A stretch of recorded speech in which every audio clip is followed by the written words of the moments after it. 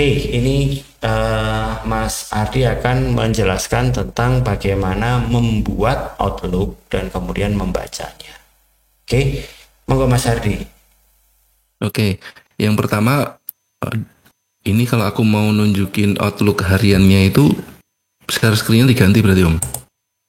Terima kasih Mbak Grea. Ini pertama kita langsung lihat ya. Setiap hari sekitar jam 10-an pagi itu biasanya admin Matahari akan rilis Outlook seperti contoh pada hari ini ya, 8 Agustus. Tadi ada Outlook seperti ini, kita coba perbesar. Banyak ya sebenarnya Outlook seperti ini di luaran sana banyak, cuman kita jarang ngerti. Sebenarnya ini dasar pemilihan naik turunnya itu berdasar apa gitu kan. Nah itu mungkin yang kita sedikit terlambat juga menyampaikan ke teman-teman. Kali ini kita sekalian aja kita akan coba buka supaya semuanya clear gitu ya. Karena eh, media yang bisa digunakan untuk membuat trend direction seperti ini, monthly ke bawah seperti AUD CAD ini ya, monthly ke bawah, weekly ke bawah, daily ke bawah, ke atas, H4 ke atas ini kan eh, indikator yang bisa digunakan ada sangat banyak, ada stokastik, ada apa ya, macam-macam. Oke, kita langsung ke MT4. Oke teman-teman, AUD CAD ini nih. Ya, yang pertama monthly tadi dia turun ya. Monthly tadi dia turun. Ini teman-teman ya. Di Outlook harian Matahari kita menggunakan RSI 14 yang merah ini dengan RSI 30 yang biru.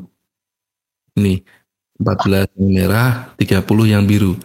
Ketika yang merah ini ada di atas biru itu kita sebut, kita kasih tanda di Outlook itu dengan naik ya teman-teman. Kalau ketika dia sedang turun seperti ini, kita menggambarkannya di Outlook itu turun. Ini saya bikin indikator custom di bawah ini. Yang bawah teman-teman ya. Ini masih turun ini walaupun udah mepet-mepet gitu tapi ini masih turun ya, belum belum cross membalik gitu ya. Monthly masih turun, weekly sudah mulai naik ini teman-teman. Ya, Ini merahnya di atas biru, itu yang dimaksud ya. ya. Daily-nya di atas, merahnya di atas, H4-nya di atas gitu. Gitu Om Agra. Siap. Hilang bocah. Ora. Aku makin sambil makan keripik itu. Jadi rosak-rosak. Bener ya Om Landung ya. Benar, benar, benar, Kak. Harian seperti itu ya. Seperti itu. Terus kita juga memberikan tambahan momentum ya rekan-rekan. Seperti ini di H4 momentum kita akan tuliskan di Outlook di masing-masing pair yang ada momentum di mana. Itu momentum H4 atau daily juga Om Landung? Kalau lebih amannya dua-duanya. Saya bawahnya sama TF atasnya sama momentum. Oke. Berarti di dalam kasus AUD-CAD ini daily-nya naik, H4-nya naik, Sama. H4-nya momentum, diharapkan ketika terjadi koreksi turun gitu kan maksud kita ya. Ya, Ketika terjadi koreksi turun di sini, teman-teman sabar menunggu untuk mencari posisi buy gitu ya, Om ya, Landung. Klak cekliknya bandar banget ya. Oke. Sekalian aja itu tadi materi pertama yang teman-teman mungkin belum pernah kita coba bukakan, itu cara kita membuat Outlook harian sehingga kita yakin tren ini akan kemana, didukung dengan momentum ini tadi ya rekan-rekan. Nah yang pertama itu yang pertama. Yang kedua kita akan membreakdown tentang RSI kipas. RSI kipas. itu yang banyak yang tanya RSI pas multi time frame. Multi time frame. Ya, Dan saya memang berminggu-minggu mencari bahasa termudah untuk jelasin ini.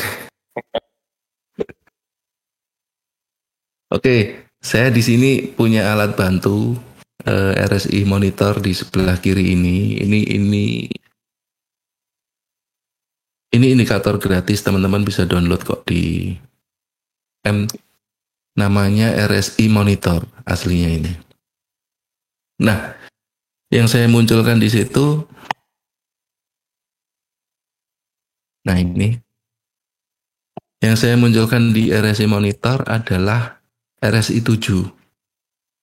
Close price untuk oversold-nya saya gunakan 382, overbought-nya saya pakai 61,8. Gitu. RSI 7 itu yang mana? RSI 7 itu yang putih ini teman-teman ya. Saya perbesar aja. Yang putih. Oke. Saya beranggapan bahwa ketika RSI 7 ini ada di atas garis 61,8 yang ini, maka itu tren sedang naik. Walaupun di outlook, kenaikan tren sudah dimulai dari sini ya teman-teman. Ketika RSI 14 berada di atas, justru dari sini nih, kelihatan di sini ya, hijaunya dari sini ya. Di sini tren udah mulai naik teman-teman. RSI 14 berada di atas RSI 30 dan belum pernah turun sampai sekarang ketika close candle ya. Kelihatan di sini hijau terus. Jadi ini naik terus sebenarnya dari sini teman-teman.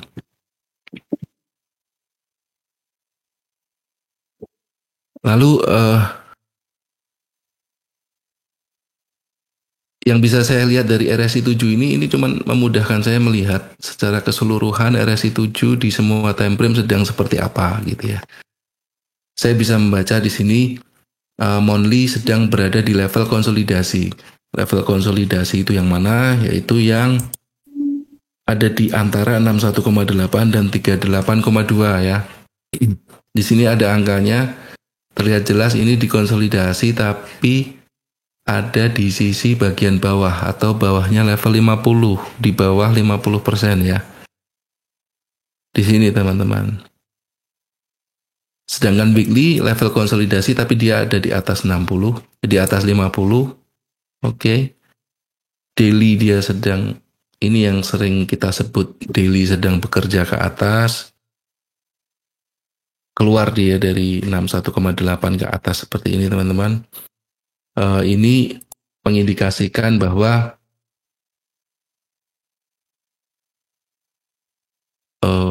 perlu dikaji ulang ketika teman-teman akan mencoba mencari posisi sell ya. Kecuali memang sellnya ini untuk scalping barangkali ya. Dan ukurannya harus jelas ini. Ukurannya harus jelas kapan kita take posisi, kapan kita cut loss, itu harus sangat tegas di sini ya. Didukung lagi H4-nya juga seperti itu. Masih di atas 61,8. Belum pernah dia kembali masuk ke bawah ya. Ke bawah 61,8. Tren masih kuat naik di H1. M1 yang tadinya konsolidasi pun dia udah mulai keluar naik lagi ke atas ya teman-teman. Jadi sebenarnya kelihatan jelas sekali bahwa walaupun monthly turun, weekly sebelumnya itu turun, ini udah mulai naik. Tapi untuk hari-hari biasa kita selalu menyarankan tolong dilihat outlook daily dan H4. Untuk teman-teman yang pengen aman, trade dengan aman, upayakan mencari daily dan H4 yang sedang sama ya. Maksudnya daily-nya naik, H4 naik. Ya, seperti ini, H4 masih naik, terlihat sangat jelas. Daily-nya pun sama ya. Daily-nya naik. Harapannya gimana caranya kita bisa open posisi buy di sekitaran ini kan ketika H4 menyelesaikan koreksi setelah terjadi momentum. Gitu Om Landung ya? Ya, benar. Yang dimaksud ya? Ya. Oke. Kita lanjut lebih detail sedikit ya tentang RSI kipas, bagaimana cara kita mengambil ya. Ketika daily sedang naik, didukung dengan RSI 7 bekerja naik ke atas, H4 juga sedang naik, outlook-nya ditambah dengan dukungan RSI 7 belum pernah kembali masuk ke area konsolidasi. Kita coba lihat di H1 ya teman-teman. Di H1 koreksi H4 tadi direspon H1 seperti ini. Ya. Nah, di level ini kelihatan jelas sekali ketika 3 RSI ini berhimpitan seperti ini ya teman-teman. Itu tadi kalau yang dibahas Om Agra tadi disitulah area konsolidasi antara buyer, seller, big guy, market maker dan lain sebagainya itu di sini nih letaknya. Harga akan bergerak naik atau turun sebenarnya yang bisa kita lakukan dengan technical analysis hanya menebak ya teman-teman. Kalau kita mau duluan open posisi, pasti yang terjadi adalah kita harus menebak. Apakah itu benar atau salah? Bisa benar, bisa salah. Anggap aja kita menebak, kita open posisi buy di sini. Di sini ya. Di harga rendah ini. Kita open posisi buy di situ karena harga di situ menyentuh mid BB. Boleh atau tidak? Boleh, silahkan. Tapi yang perlu didisiplinkan adalah kita harus sadar betul bahwa ini kita sedang menebak-nebak ya. Walaupun H4 ada momentum, belum tentu tidak 100% harga akan menjadi momentum susulan gitu ya maksudnya teman-teman. Ada juga yang momentum tiba-tiba dia 12 turun ke bawah gitu juga sering terjadi. Nah, kita harus mengenali tanda-tandanya. Paling tidak kita meletakkan stop loss yang sudah kita ukur sebelumnya. Paling tidak umpama di sini ya. Kita buy di sini, kita memberanikan diri dan mendisiplinkan diri untuk memasang stop loss. Stop loss jangan terlalu dekat teman-teman ya. Kalau terlalu dekat sama aja store tunai nih teman-teman. Agak jauh atau sekalian menunggu momentum lah di H1. Jangan jadi sponsornya broker. Kita tunggu di situ di titik di mana betul-betul kita yakin ternyata harga berbalik arah tidak seperti yang kita harapkan. Itu maksudnya. Kalau kita lihat dari daily yang naik, H4 yang naik, ini ya RSI 7, RSI 14, RSI 30 tidak pernah dia cross ke bawah ya. Dia masih terus di atas. Dan berbeda ketika kita lihat di H1, RSI 7 mulai cross ke bawah, ya kan? Di sini mulai cross ke bawah, RSI 14 mulai cross ke bawah juga ya teman-teman. Lalu di mana sih titik yang aman untuk kita open posisi buy? Kita kan lagi cari buy nih ceritanya tadi. Ini ya, kalau teman-teman mau gambling di sini silahkan, tapi ini jelas gambling ya. Ini jelas mengira-ngira probabilitas murni kalau di sini ya.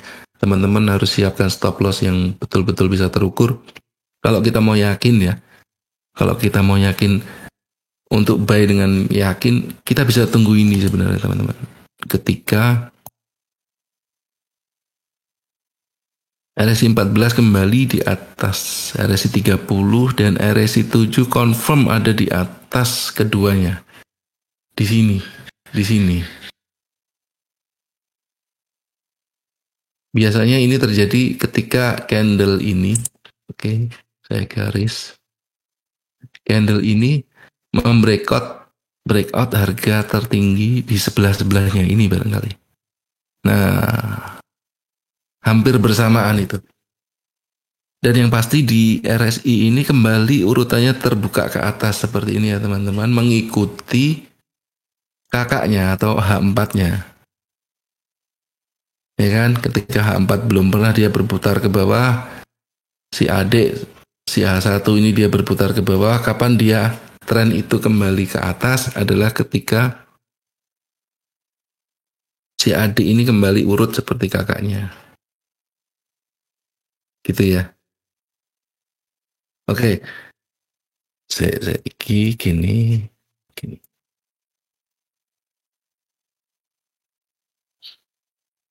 Itu yang pertama. Kita coba lihat di XAU barangkali. Monthly turun. Weekly-nya turun ya. Merah nih teman-teman. Ini kalau di zoom ya masih turun ini. Jadi ini koreksi weekly ya teman-teman. Jangan terburu-buru pede bahwa ini akan naik sangat tinggi, belum tentu. Oke, dan di di daily ini masih ada di area soft, dia belum berhasil menembus soft dan close di atas soft atau EMA 615.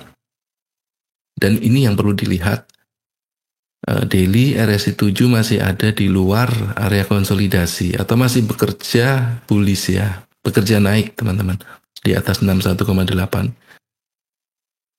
Tolong jangan terburu-buru untuk melakukan sell posisi juga teman-teman. Walaupun ini weekly ini hanya konsolidasi, kita masih melihat ini belum clear terbalik ke atas. Di daily ini masih terlihat bahwa ini sedang masih dalam perjalanan pekerjaan untuk bullish ya, untuk naik ya teman-teman. Kelihatan ya, di H4 juga ini sideway tapi naik ya. Kalau teman-teman dari seberang tuh nyebutnya ini sideway menaik. Sideway menaik. Rule-nya kita bisa gunakan rule sideway ketika dia di atas, teman-teman sell sampai ke mid BB. Ketika dia di bawah, teman-teman buy sampai ke mid BB. Tapi kecenderungannya karena daily ini masih naik, kita sih sarankan teman-teman untuk lebih berpihak kepada buy ya. Jadi ya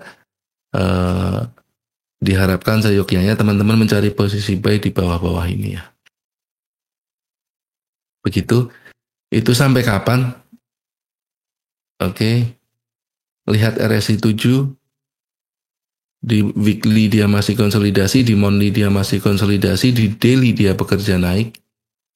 Kapankah ini positif? Dia itu harganya turun seandainya kita ingin mencari sell. Tercepat adalah ketika time frame terbesar yang sedang naik. Dalam hal ini daily. RSI 7 ya maksudnya teman-teman. Itu kembali dia masuk ke area konsolidasi.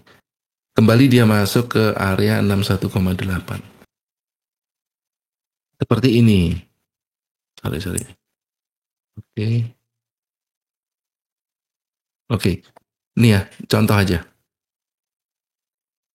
Monthly dia ada di dalam area konsolidasi. Belum dia hanya keluar dan masuk kembali, close candle ada di dalam area konsolidasi. Kita lihat di weekly. Ketika monthly tadi melakukan perjalanan turun dan kembali masuk dan tidak berhasil menembus area konsolidasi, sebenarnya di weekly dia sudah melakukan proses itu. Dia sudah bekerja turun ke bawah ya teman-teman. Lalu kapan ini dinyatakan oh ini sudah naik gitu ya. Sudah naik adalah paling confirm adalah ketika weekly time frame terbesar yang sedang turun itu masuk di area 38,2. Di sini teman-teman, di sini. Kita bisa garis di sini. Biasanya bertepatan dengan breakout candle sebelahnya. Ini pernah saya bikin konten kalau nggak salah. Di situ ya. Ada yang lebih cepat ada. Yaitu di sini teman-teman. Ini di level 23,6. Ketika perjalanan turun ini, weekly turun ini menembus 23,6 ini, titik dia kembali masuk menembus 23,6 ke atas ini juga bisa kita respon teman-teman. Caranya gimana biar aman? Oke. Jadi prinsipnya begini. Setiap RSI 7 menyentuh level-level ini 1458, 23,6, 38,2, 50, 618, 76,4, 85,41. Setiap kali RSI 7 menyentuh level-level itu sebetulnya itu adalah level-level support resistance. Level-level harga akan berkonsolidasi, teman-teman. Ya. Apa yang harus kita lakukan ketika umpama kita berusaha open posisi buy ketika weekly menembus ke atas ini? Pertama, menembusnya RSI 7 ke atas ini tidak akan pernah valid ketika di time frame bawahnya tidak terjadi perputaran RSI yang sempurna seperti ini, teman-teman. berbalik ke arah atas semuanya. Dari yang di bawah dia akan berbalik ke arah atas. Kita benerin kotaknya, kira-kira ada di sini. Di sini pun sebenarnya masih meragukan karena RSI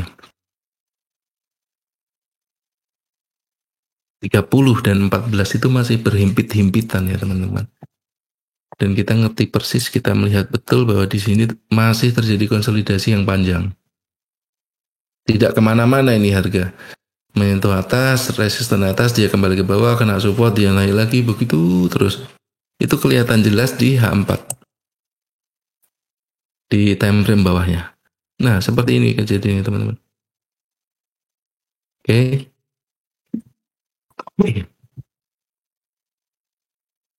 Jadi caranya pertama ketika harga menembus ke atas seperti ini, kita lihat di time frame bawahnya, tunggu RSI berputar sempurna. Oke. Ketika ada yang masih meragukan seperti ini, kita lompat ke time frame bawahnya lagi.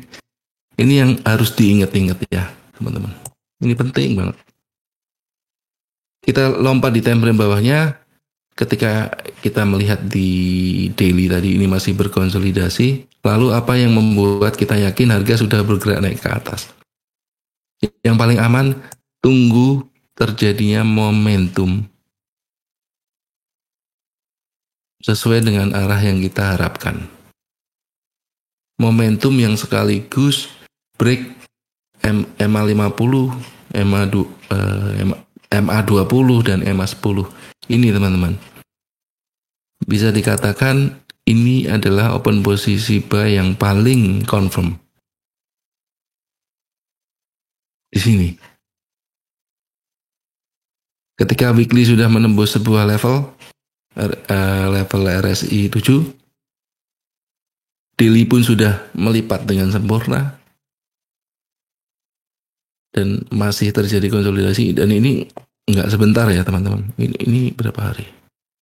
1, 2, 3, 4. Di hari kelima kita bisa baru mulai action.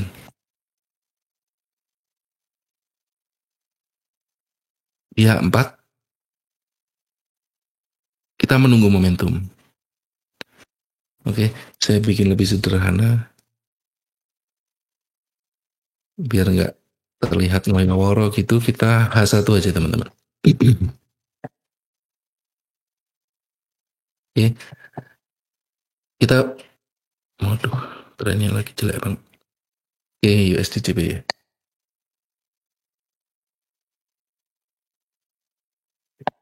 H4 masih ke bawah, H1 ke atas. Nah ini. H1 ke atas, kapan kita sell-nya gitu ya? Di sini ya teman-teman, di konsolidasi yang ini. Oke.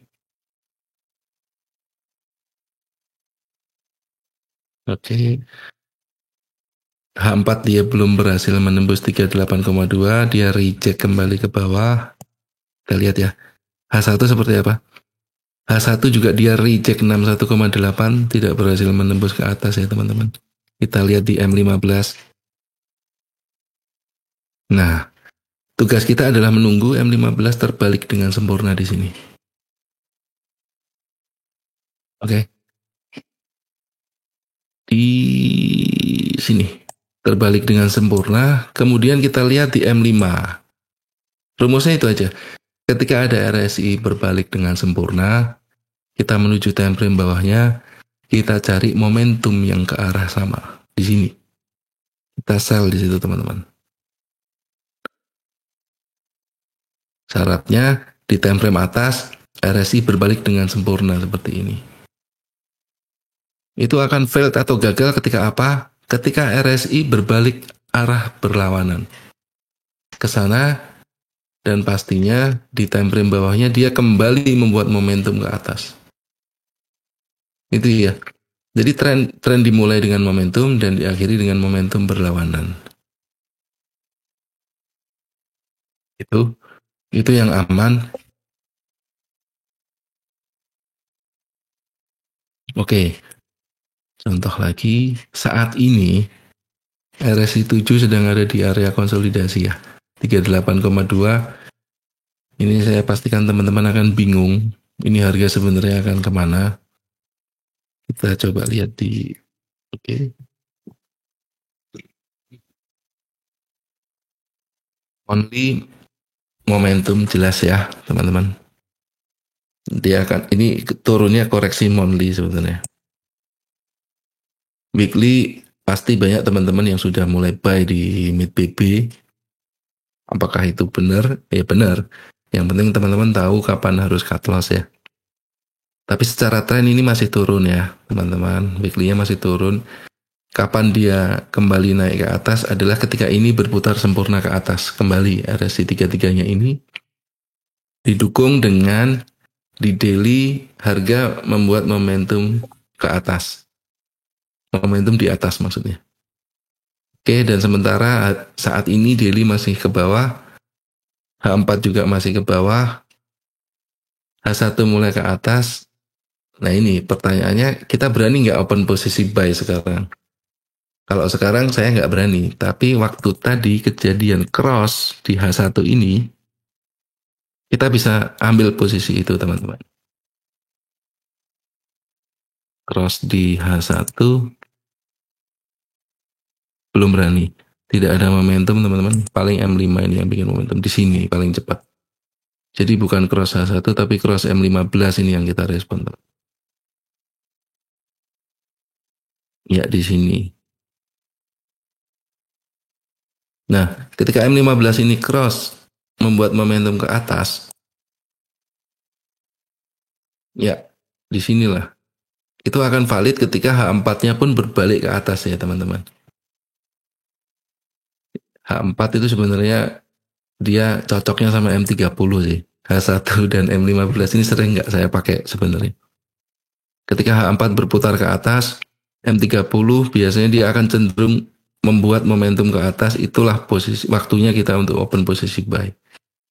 Jika seperti ini M30-nya gimana? Kita berani buy nggak? Enggak, karena dia belum tembus MA50 ya teman-teman. MA50, M30 ini biasanya juga berdekatan dengan soft di M5. Kita lihat di M1, dia barusan tembus, dia masih naik, kemungkinan dia mengejar soft M5. Dan itu selalu terus saling terkait seperti itu ya teman-teman. Jadi engsel putaran kecilnya ada di MA50 yang merah ini. Putaran besarnya ada di MA soft. Yang melihatnya lebih enak kalau saya pribadi sih saya suka ngelihat daily, H4, M30, M5. Gitu ya. Kadang M15 dan H1 itu kurang presisi gitu. Untuk perbandingan semacam yang kita bahas tadi. Seperti ini ya. Cross RSI ke bawah ini. Kalau di H1 kadang dia telat. Untuk dia membuat momentumnya kita ngeresponnya bisa telat. Nah, untuk nyamannya teman-teman bisa lihat di M30 ya. Aduh. Ini momentum nih. Momentum sidik. Seperti itu. Oke, sementara ada yang mau ditanyakan barangkali? Om Landung, Om Agre ada yang mau ditambahkan? Ini sekilas-sekilas dulu ya. Ini ada contoh menarik Om Agre lo. Ya, apa-apa. Yuk, Ini. Melihatnya di sini. Ya. Ya. Kemudian dia masih naik. RSI 7-nya di atas 61,8, weekly dia konsolidasi, daily dan H4 dia turun jelas ya, di atas 38,2, di H1 dia konsolidasi karena kuning, M30, M15, M5 itu sedang naik, kita cek, M30 di atas, M15 di atas, M5 di atas. Nah, kalau teman-teman pengen sell, jangan sell sebelum M30 ini jadi kuning atau berada di bawah 61,8. Itu kalau mau terkonfirm dengan lengkap ya.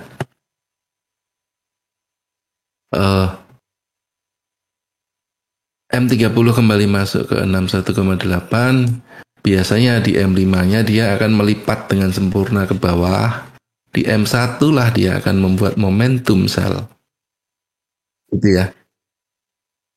Jadi di time frame pertama dia akan kembali masuk, di time frame bawahnya dia akan melipat ke bawah, di time frame yang lebih bawah atau yang ketiga dia akan membuat momentum yang sekaligus cross MA50 biasanya. Syukur-syukur lebih bagus kalau bisa cross soft, MA soft ini ya teman-teman. Ini dia betul-betul akan berputar kembali ke bawah. Gitu. Dan yang perlu ditanamkan adalah penentu perjalanan harga itu tetap market maker ya. Kita cuma bisa melihat indikasi harga bergerak kemana.